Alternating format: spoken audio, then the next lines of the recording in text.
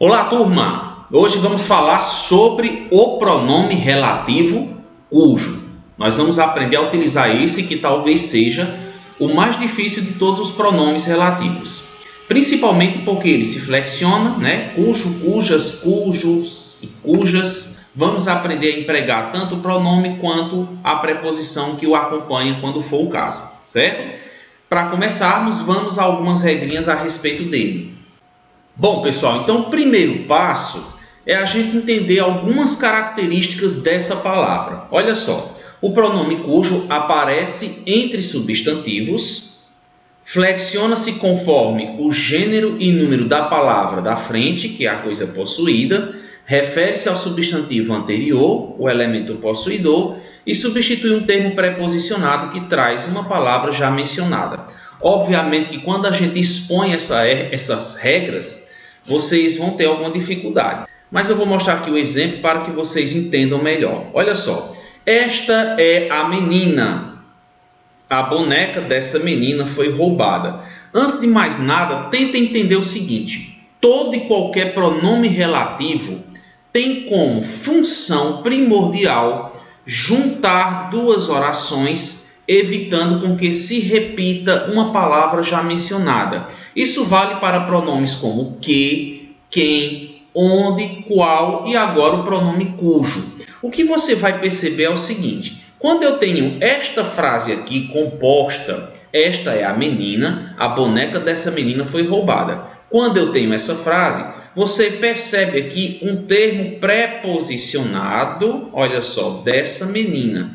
Pois bem, quando você junta duas frases em uma, o elemento preposicionado é substituído. Veja, então esse elemento aqui que se repete, a palavra menina, foi substituído na nova versão da frase. Esta é a menina cuja boneca foi roubada.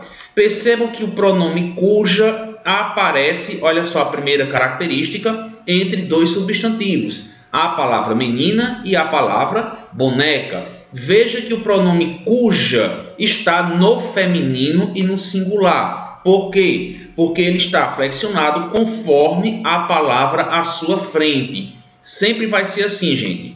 Se aqui fosse bonecos, aqui seria cujos. Se aqui fosse boneco, aqui seria cujo. Se fosse bonecas, cujas. Então, o pronome cujo sempre se flexiona conforme a palavra da frente. Mas esse mesmo pronome cuja faz uma referência à palavra anterior.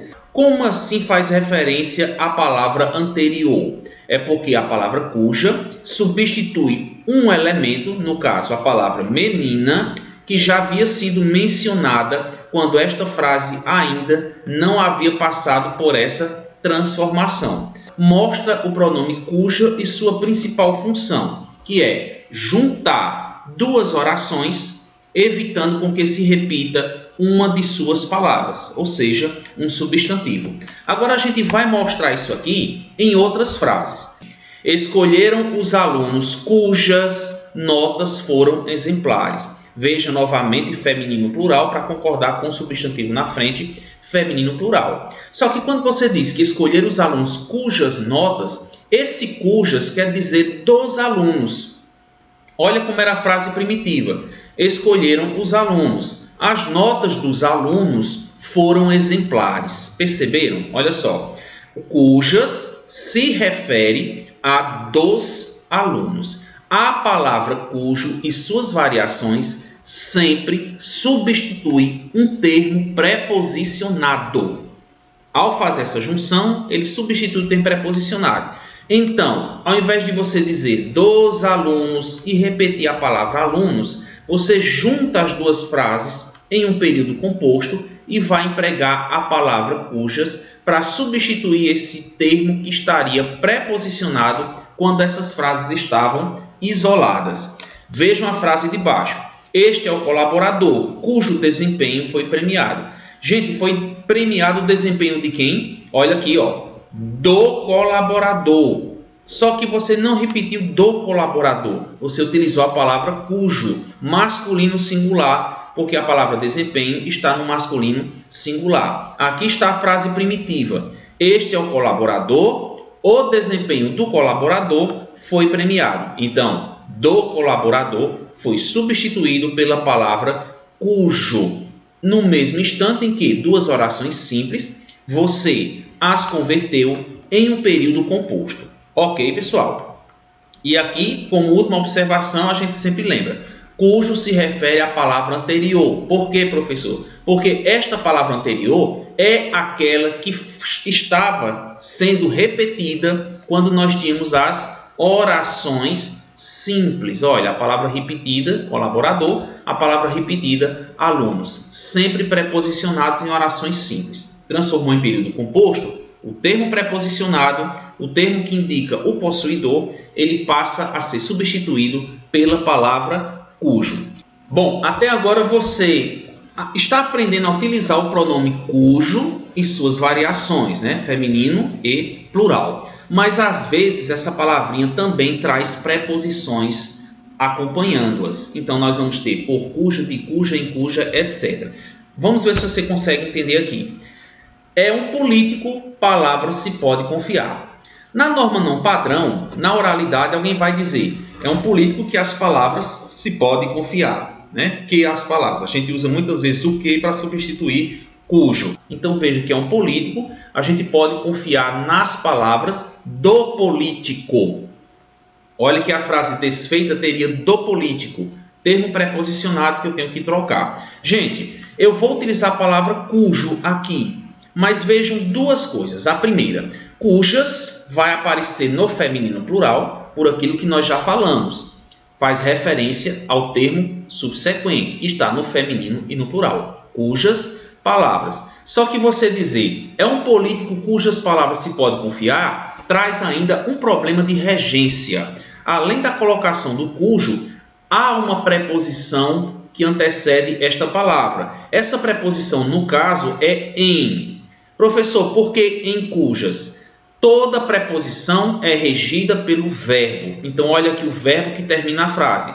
Não se pode confiar em alguém. Ou seja, eu não posso confiar nas palavras do político.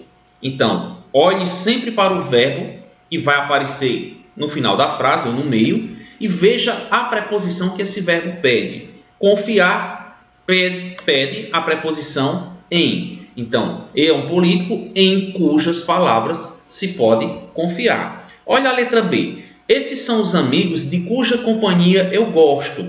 Por que a preposição de? Porque o verbo gostar, quem gosta, gosta de alguém. O verbo gostar pede a preposição de. E a palavra cuja está no feminino singular, porque a palavra que vem após ela também se encontra no feminino singular.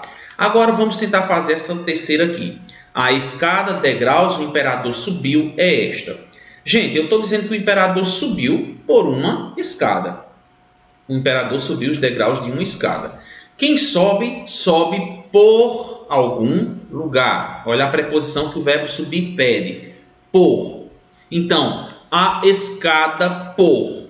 Cujo, cuja, cujos ou cujas, degraus. Degraus é uma palavra que está no masculino plural. Então, você vai utilizar isso aqui. Por cujos degraus, o imperador subiu é esta, né? A escada, ok? Na letra D, este é o livro. Autor, recorri para fazer minha tese. Primeira coisa, olhe o verbo. O verbo é recorrer. Quem recorre, recorre a alguma coisa. Então, já sei que eu vou utilizar bem aqui a preposição a. Agora, como eu devo empregar a palavra cujo? É cujo, cuja, cujos ou cujas. Ora, se eu me refiro a um autor, palavra no masculino singular, você vai utilizar cujo. Então, este é o livro a cujo autor recorri para fazer a minha tese. E só para comprovar a questão de você usar cujo e não que na palavra, veja mais uma vez que cujo aparece sempre entre duas palavras, certo? O elemento possuidor e a coisa possuída. É um político em cujas palavras se pode confiar. É um político. As palavras desse político se pode confiar. Este é o livro a cujo autor recorri para fazer minha tese. Este é o livro. Recorri ao autor do livro para fazer a minha tese. Então, sempre você vai usar o cujo entre dois substantivos para substituir a palavra que era preposicionada em duas orações simples, certo? E como última observação, vamos ver aqui essas duas frases. Olha só. O menino cujo nome é difícil de se pronunciar ganhou um apelido. As crianças cujas as mães são protetoras tendem a serem mimadas. Gente, o que há de errado aqui é que não existe cujo ou nem cuja a. Olha aqui. O menino cujo nome é difícil de se pronunciar ganhou um apelido. Não existe este o, porque já se subentende que o artigo está dentro da palavra. Cujas, as. Não, o artigo feminino plural já está dentro da palavra cuja. É por isso que essa palavra já sofre variação. Então, na 2 nós temos as crianças cujas mães são protetoras tendem a ser mimadas. Certo, pessoal? É isso aí.